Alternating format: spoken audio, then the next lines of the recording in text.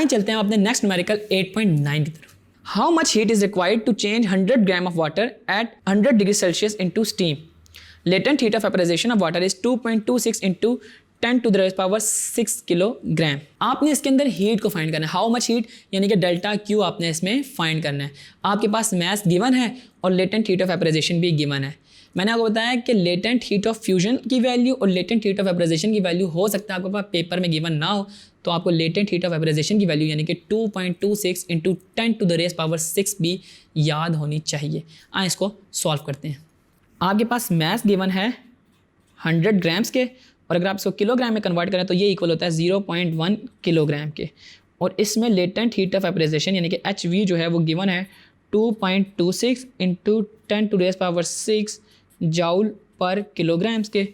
और आपने इसमें डेल्टा क्यू यानी कि हीट को फाइंड करना है।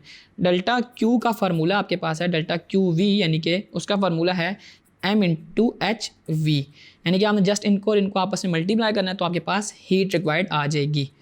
M है 0.1, इसको मल्टीप्लाई करें 2.26 इंटू 10 टू रेज़ पावर 6 से, तो आपका आंसर आता है 2.26 into 10 to raise power 5 joule के।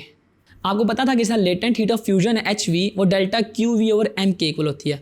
तो हमने जस्ट इसमें किया क्या, डेल्टा Q निकालनी थी तो हमने M को लेफ्ट साइड पे आके मल्टीप्लाई कर दिया, यानी कि MHV के ज़रिए हमने डेल्टा Q को फाइंड कर लिया।